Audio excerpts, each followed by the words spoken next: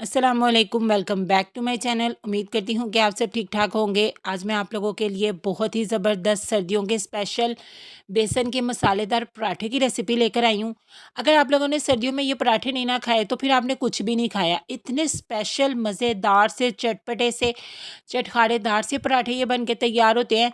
10 से 15 मिनट में ये मज़ेदार से पराठे बन के तैयार हो जाते हैं। आप लोग बच्चों को ये लंच बॉक्स में दे सकते हैं और बहुत ही हेल्दी रेसिपी है ये। और इसके साथ हम लोग 2 मिनट में बनने वाली मज़ेदार सी चटपटी सी चटनी भी बनाकर तैयार करेंगे। तो आपने सिर्फ़ एक काम करना है कि वीडियो को बिना स्किप के लास्ट तक देखना है। सबसे पहले बिस्मिल्लाहिर्रहमानिर्रहीम। पराठों के लिए मैं यहाँ पे डो को गूँध लूँगी। इसके लिए मैं ले लूँगी 2 कप गंदम का आटा और इसके अंदर शामिल करूँगी 1 कप बेसन का। जितना आप गंदम का आटा ले रहे हो ना, उसका हाफ़ आपने बेसन ले लेना है। और गंदम के आटे की जगह आप लोग मैदा भी यूज़ कर सकते हो, लेकिन मैं इसे हेल्दी बनाने के लिए यहाँ पे गंदम का आटा यूज़ करूँगी। अब इसके अंदर हम लोग स्पाइसेस ऐड करेंगे। पहले आपने दोनों आटों को ना अच्छे तरीके से ना मिक्स कर लेना है। अब हम इसके अंदर स्पाइसेस ऐड करेंगे। 1 टेबलस्पून भरकर मैं शामिल करूँगी यहाँ पे कुटी हुई लाल मिर्च का। हाफ़ टी स्पून मैं यहाँ पर शामिल करूँगी हल्दी का। और इसके साथ ही अब इसके अंदर शामिल कर देंगे 1 टेबलस्पून भरकर सूखा धनिया पिसा हुआ मैं यहाँ पे शामिल कर रही हूँ। आप चाहे तो दरदरा सा कूट के भी शामिल कर सकते हैं। 1/4 टीस्पून मैं यहाँ पर शामिल करूँगी कलौंजी का। 1 टीस्पून भरकर मैं यहाँ पर शामिल करूँगी भुना कुटा ज़ीरा। ज़ीरे का पाउडर भी यूज़ कर सकते हैं, लेकिन मैंने ज़ीरे को ना भून के ना कूट लिया है मोटा-मोटा। 1/4 टीस्पून यहाँ पर मैं शामिल करूँगी अजवाइन का, जो कि बहुत ही मज़े का फ्लेवर हमारे पराठों में लेकर आएगी। 1 टीस्पून मैं यहाँ पर शामिल करूँगी नमक का। 1 टेबलस्पून भरकर मैंने यहाँ पे ले लिया है कसूरी मेथी, जिसे मैं हाथों से क्रश कर कर इसके अंदर शामिल कर दूँगी।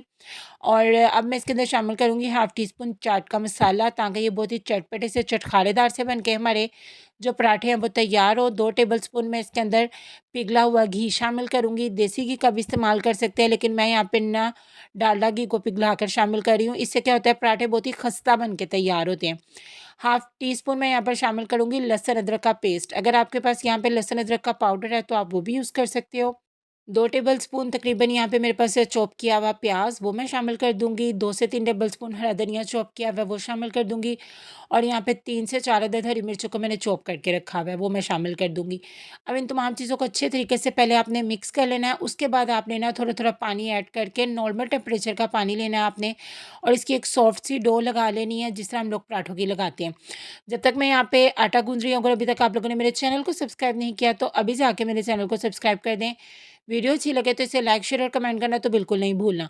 और बेल आइकन को भी ज़रूर प्रेस किया करें, ताकि आगे आने वाली और भी यमी यमी और हेल्दी वीडियोस आप लोगों को सबसे पहले देखने को मिले। 2 से 3 मिनट लगाकर अच्छे तरीके से ना आपने आटे को नीट कर लेना है। फिर आपने इसके ऊपर हल्का-सा ऑयल लगा के ना इसे रेस्ट पे रख देना है, तब तक जब तक हम लोग इसके लिए मज़ेदार सी चटपटी सी चटखारेदार सी चटनी जो है ना वो तैयार नहीं कर लेते। हल्का-सा ऑयल का ब्रश लगा दूँगी मैं इसके ऊपर, इसे कवर लगा के एक साइड पे रख दूँगी। और अब यहाँ पे मेरे पास है चटनी बनाने के लिए मैंने ले ली हैं 7 से 8 अदद ले ली हैं स्पाइसी वाली ये मिर्चियाँ, रेड वाली मिर्चें। और अगर ये आपके पास नहीं है लंबी वाली तो आप गोल वाली भी ले सकते हो। एक मेरे पास यहाँ पे है टमाटर रेड कलर का, और 5 से 6 मैंने ना लहसुन की कलियाँ ले ली हैं। इन तमाम चीज़ों को 1 से 2 टेबलस्पून पानी डालकर ना आपने दरदरा सा पीस लेना है। और जब आपने इससे पीसना है ना, उसी बीच आपने इसके अंदर हाफ़ टी स्पून नमक का और हाफ़ टी स्पून ना भुना कुटा ज़ीरा शामिल कर देना है। और फिर आपने इसे पीस लेना है। इसे पीस के मैं अब एक साइड पे रख दूँगी। दूसरी तरफ यहाँ पे देखिए हमारा जो आटा इसे रेस्ट आ गया, तकरीबन 10 से 15 मिनट का ना मैंने यहाँ पे इसे रेस्ट दिया है। अब यहाँ पे हम इसके नॉर्मल साइज़ के ना पेड़े बना लेंगे। इस आटे के साथ आपके तकरीबन ना 5 नॉर्मल साइज़ के जो पेड़े हैं वो बन के तैयार हो जाएँगे।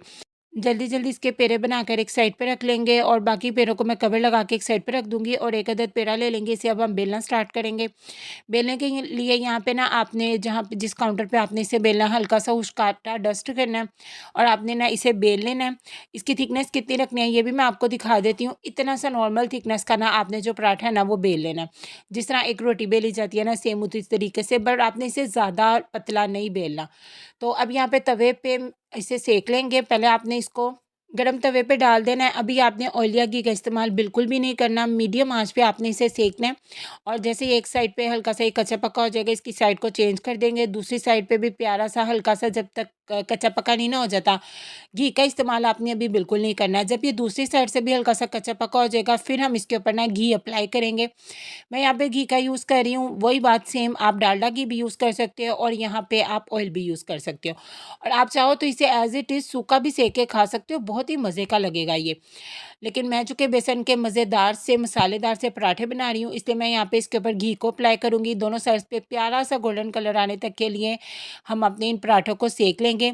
यहाँ पे देखिए कितना ज़्यादा ज़बरदस्त सा मज़ेदार सा जो कलर है ना वो आ गया, और इसकी खुशबू तो बहुत ही कमाल की और आला आ रही है। इसी तरह बाकी के सारे भी पराठे जो हैं वो मैं बनाकर तैयार कर लूँगी। और ये देखिए माशाल्लाह माशाल्लाह इनकी फ़ाइनल लुक कितनी ज़्यादा प्यारी है। और हमारी चटपटी चटखारेदार सी जो टमाटर और लहसुन की चटनी है वो भी बन के बिल्कुल तैयार है। ये देखिए माशाल्लाह कितनी कितनी माउथ वाटरिंग और टेम्पटिंग रेसिपी लग रही है ये। तो आप लोगों ने मेरी इस रेसिपी को ज़रूर ट्राई करना है और फिर मुझे कमेंट सेक्शन में आकर बताना भी है कि आपको मेरी ये यमी यमी रेसिपीज़ कैसी लग रही हैं।